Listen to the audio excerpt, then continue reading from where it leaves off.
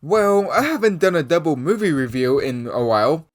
Well, I might as well make another one, with two movies that I have seen, and I'm gonna review them, right now. Okay, let's get started.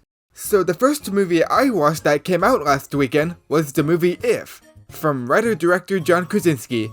At first, I thought I wasn't gonna say much about this movie, but the more I think about it, I have something to say about this movie.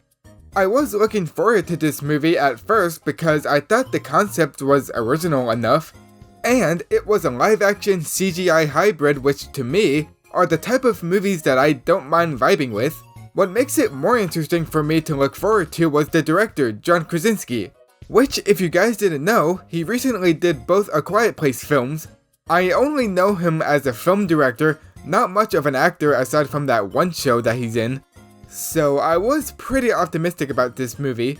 So I went to see it with sort of high expectations, and boy, I do not have strong feelings about it. I don't know, I thought the movie was fine, nothing terrible, but something about it just didn't really satisfy me the whole way through. This movie is about this girl named B, who can somehow see imaginary friends, which they're called IFs for some reason, which is an acronym for imaginary friends. They showed it in the trailer, I don't need to further explain myself.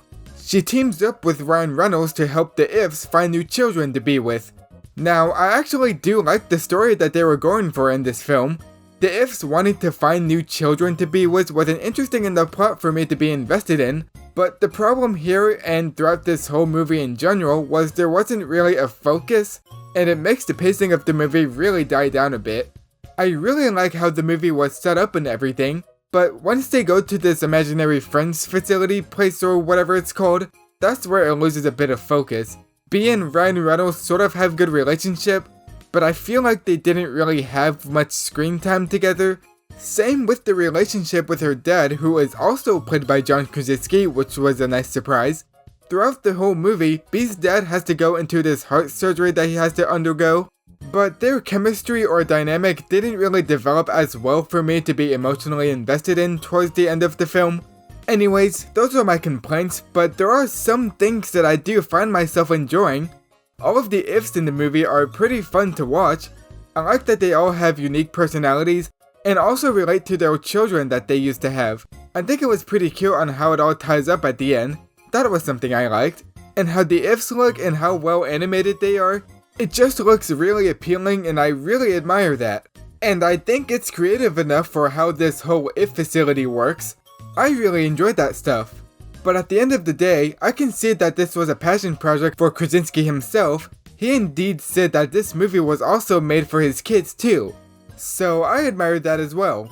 But yeah, If was not bad, but still was a little underwhelmed with it. Could have been better, but it also could have been worse. But it's not. I'm giving If a 6.5 out of 10. Alright, here's a little side story. I wrote this script for my review for If the day before I saw the Garfield movie, and that same day, I also saw that new Mad Max movie, Furiosa, and I thought it was a pretty cool movie, but I don't really have strong feelings about it. So yeah, that's my review on Furiosa. It was fine, but it was also very good in a way. 7 out of 10. Anyways, before going into the Garfield movie, I heard some not great things about it. But you know what? I went into it having both low and high expectations because I was pretty optimistic about this movie. It's also because I love animated movies, and seeing one come out every few months feels like an event for me. So yeah, the next movie I went to see was the Garfield movie. And to my surprise, it was not as bad as I thought it was gonna be. I mean, it's not like groundbreaking or anything, but I weirdly had a fun time with this one. First off, I'm not really a fan of Garfield. It's not like I don't like him, but it just never really clicked with me like some people are. I mean, I remember watching that 3D animated show that came out in like the early 2010s when I was younger. So I was a little skeptical about this new animated movie because Garfield hasn't really been that relevant for the past few years. And Chris Pratt is going to be the lead voice for Garfield. So there were some interesting concepts about this one that I was mostly oblivious to, if I'm being honest.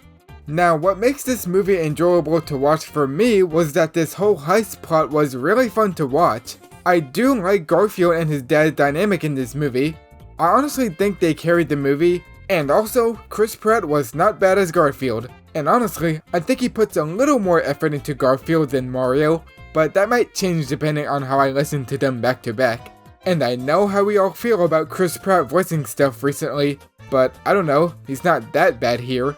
I feel like the opening of the movie felt really fast for it to set up the story. Like, it doesn't really take time for Garfield and John's relationship in the movie. And speaking of John, he was barely in the movie. He also didn't even have his own side plot. Most of his character is just, where's Garfield and Woody at? John is one of the main characters for Garfield, and he was barely in it. I mean, I guess he wouldn't fit in this story, so I probably shouldn't be complaining about it too much. But he does have one funny moment that I thought was funny, so there's that. There are some pop culture and some meta stuff in here that didn't really bother me as much as I thought, but I can easily excuse them. But I do like how well animated this movie is. It has that slapstick style that made the movie more watchable in my opinion. And as much as I enjoyed this whole heist story, the themes of abandonment were not too great.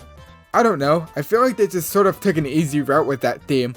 So yeah, it didn't really work for me that much. So yeah, even though I'm not the biggest Garfield fan, I had a fun time with this one. Nothing great, nothing bad, but I think it's a fun time. If you don't feel like watching either of these movies, then I guess you can watch Furiosa. I think you might like it more than I do. So yeah, I'm giving Garfield the movie a 7 out of 10. Anyways, hope you guys enjoyed this review, and consider subscribing, and leave a comment for which movie you think is better. Or in fact, what movies are you looking forward to for the rest of 2024? I know what mine is. Anyways, I'll see you all next time.